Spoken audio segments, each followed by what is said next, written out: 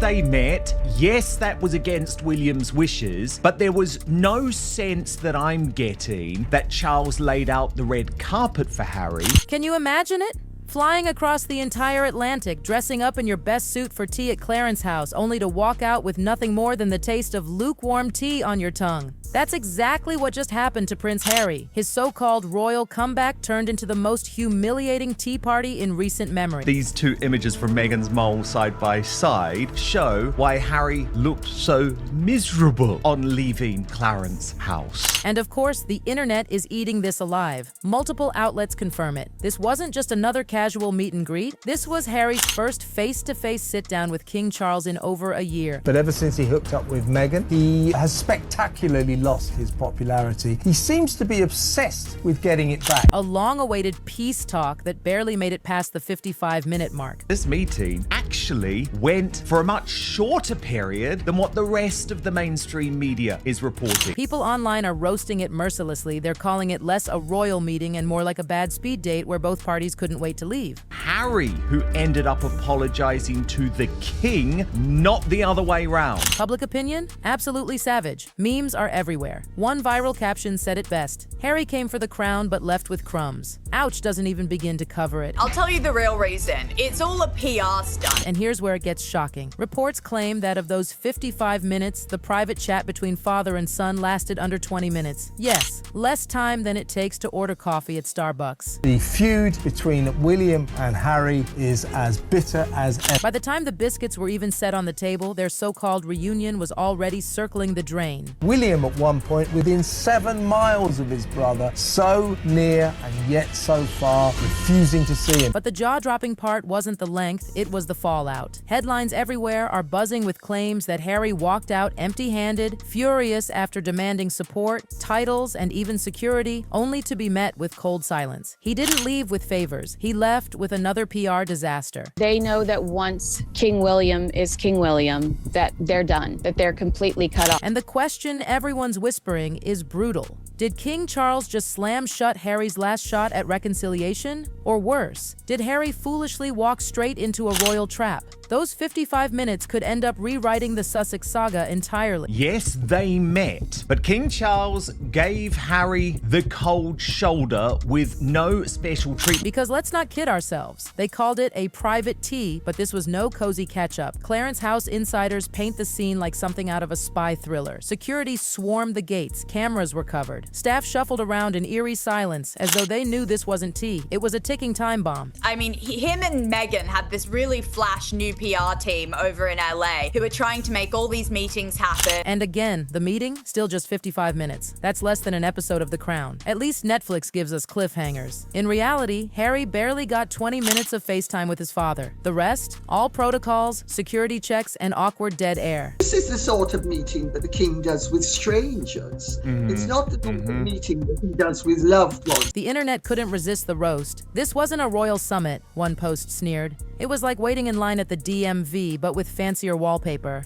And then came the bombshell. Queen Camilla was there. Yes, she sat at that table. The very woman Harry has been openly critical of for years. Imagine walking into what you think will be a heartfelt talk with your dad, only to find your stepmother turning it into a boardroom showdown. And public reaction? Instant fireworks? Harry might have expected a warm father-son heart-to-heart. Instead, he got Charles and Camilla tag team edition. And then the palace went dead silent. No statement, no smiling photos, not even a token handshake for the cameras. Nothing. That silence screamed louder than words. If this was meant to be about healing, it looked a whole lot more like a business deal cut short. And now comes the real tea. Forget your polite chat over biscuits. Harry came armed with an agenda as thick as a royal history book. He didn't cross the ocean for tea. He crossed it with a shopping list. Item 1, financial backing. Yep, sources say Harry pitched his father like it was a family edition of Shark Tank. And he didn't stop there. He pushed for official titles for his children. The internet lit up like wildfire. Some argued it was noble. Harry fighting for his kids. Others mocked him for chasing clout. And buried in there? Requests for security support and even coverage for his spiraling legal bills. That's not just a tea time favor. That's a cart full of royal demands. Public reaction? Brutal. One viral post nailed it. Harry walked into Clarence's house like it was Santa's workshop, asked for every toy in the catalog,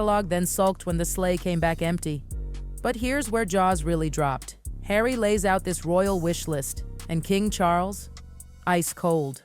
Witnesses say his reaction had the chill of a Buckingham Palace fountain in midwinter. Calm, measured, unshaken, like a teacher who catches you cheating but doesn't even bother to yell. And that's when it hit. This wasn't father versus son, it was monarch versus outsider. The trust completely shattered. Charles didn't raise his voice, didn't argue, didn't indulge. He leaned on protocol, stiff as stone. People online laughed it off, comparing Harry's request to a store return desk. Sorry, no refunds, no exchanges. Policy is policy, social media ripped it apart. If that was reconciliation, then my last awkward Zoom call was a peace treaty. Another viral post called it the shortest royal comeback tour in history.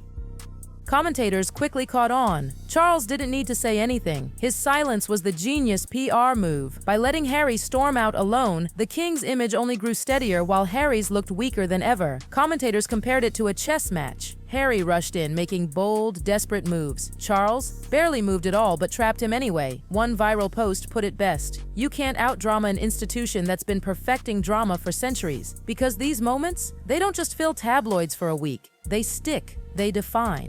Decades from now, nobody's going to remember which biscuit was served at Clarence House, but they will remember the image of Harry walking out empty-handed while Charles stayed calm, collected, untouchable. Public opinion is already shaping the narrative. Some sympathize with Harry, saying he's the underdog, still fighting for recognition, but others argue he's cementing himself as the royal who left and couldn't win his way back. One viral post put it in stone. History won't remember the 55 minutes. It'll remember the empty exit, and that's the sting. For Charles, this tea slides perfectly into his image as the monarch who puts duty before drama. For Harry, critics warn it risks becoming just another chapter in a saga of disappointment, because legacy isn't built overnight, it's built moment by moment, headline by headline. And this particular cup of tea may end up defining more than either side realized. But Harry isn't helping his own case. People can't forget his constant refrain about feeling unsafe, pleading for the British taxpayer to cover his security, while also bragging in his book about killing 25 Taliban fighters, and then casually jetting off to Ukraine. Critics call it the ultimate contradiction. They say this isn't about safety, it's about victimhood on demand, and that's where the gossip turns sharp. Commentators ask, if Harry's story now looks this fragile, what happens when the next storm hits? Let's break it down. Harry walked into Clarence House full of hope, a wish list in hand, maybe even a strategy to patch things up. 55 minutes later, he left with nothing. No money, no titles, no security, not even a carefully worded palace statement to soften the blow. Meanwhile, King Charles carried on as though nothing happened. Business as usual, calm authority intact. The optics couldn't be harsher. One side looked steady, regal, unmoved. The other looked cornered, angry, more isolated than ever. And that's why people are asking the big question. Is Harry fighting for family or just fighting battles he can't win? Because here's the twist. Charles isn't just shutting doors, he's building his own legacy. By choosing silence, he lets Harry trip over his own moves. Every icy exchange reinforces Charles as monarch first, father second. It's the institution that wins. And William? Let's not forget him. Insiders say he has zero interest in reconciling. None. To him, Harry brings nothing but negativity, and potentially a risk to the monarchy itself. That bridge is beyond repair. So Harry's only possible route back was through Charles. And now, that road looks closed. Once Charles is gone, the monarchy door slams for good. Critics call this Clarence House tea the ultimate checkmate. Harry can rant, write, plead, but the crown? It doesn't move, it doesn't bend, it simply waits him out. And that's why this isn't just about family squabbles, it's about power. It's about who controls the narrative. The palace doesn't need fiery words or explosive statements. The silence itself is strategy. One commentator compared it to a chess master. Charles didn't even need to counter every move. He just sat there, calm, patient, letting Harry flail into traps of his own making.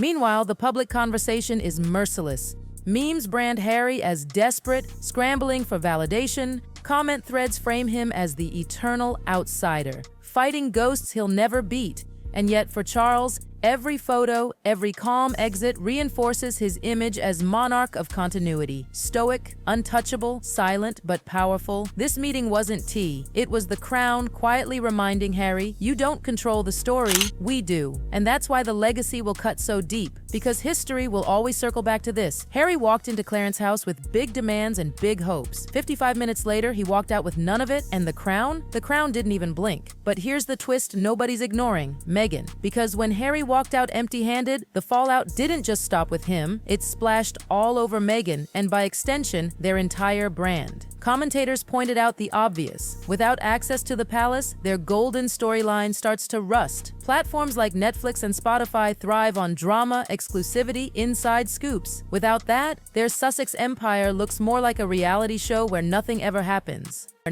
One viral post summed it up. It's like watching Survivor, but everyone politely shares coconuts. And the pressure is real. Insiders whisper Meghan might have to manufacture the next big headline, whether it's a carefully staged interview or a conveniently timed leak. Because without fresh royal fuel, the spotlight dims fast. Critics say the optics are crushing.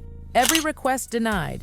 Every frosty reception makes it harder to package Harry and Meghan as insiders. Without that royal sparkle, they're just celebrities, selling a story with fewer twists. And the public? Already restless. The harshest takes frame the Clarence House meeting not as a family spat, but as a business failure. Harry's empty-handed exit wasn't just a personal humiliation, it was a brand disaster. And let's be clear, this wasn't just about Charles versus Harry. It was about the monarchy as an institution. Charles didn't need to explode or shout. His silence was the power move. Tradition, optics, and icy composure did all the talking. One royal analyst called it the ultimate long game. You can't out-drama a monarchy that's been scripting drama for centuries. And the internet couldn't resist. Memes compared the showdown to a chess match. Harry moved fast, asking for multiple things at once. Charles hardly moved at all, and still boxed him in. But the worst part? The legacy this leaves behind. Because years from now, when documentaries recap Harry's saga, they won't highlight the tea blend or the biscuits. They'll replay that image. Harry walking out empty-handed while Charles remained untouchable. And the public has already decided which version sticks. For some, Harry looks like the underdog, endlessly fighting for recognition. For others, he's the royal who left and never found his way back. One viral comment stung hardest. History won't remember the 55 minutes, it'll remember the empty exit, and that's why this tea at Clarence House wasn't small, it was monumental. For Charles, it bolsters the image of a monarch who always chooses duty over drama. For Harry, critics warn it's yet another chapter in a story of failed comebacks and disappointment. So where does that leave the Sussexes now? Back in America, brand experts say Meghan faces the toughest test yet, keeping their empire afloat without royal oxygen. Every move, every headline will be scrutinized, and every silence from the palace will hit harder than any tabloid smear. Because make no mistake, this wasn't just a tea, it was a reminder. The Crown writes the story, Harry doesn't. And if the Clarence House showdown proved anything, it's this. Prince Harry may fight for family, he may fight for recognition, but against an institution this old, this polished, and this relentless. It's a battle he may never win. So, was this truly the end of Harry's royal chapter, or just the storm before the next explosion? Only time will tell. But one thing's certain, the world will remember Clarence House. 55 minutes, no smiles, no statements, no victory, just the sound of a door closing and a legacy sealed.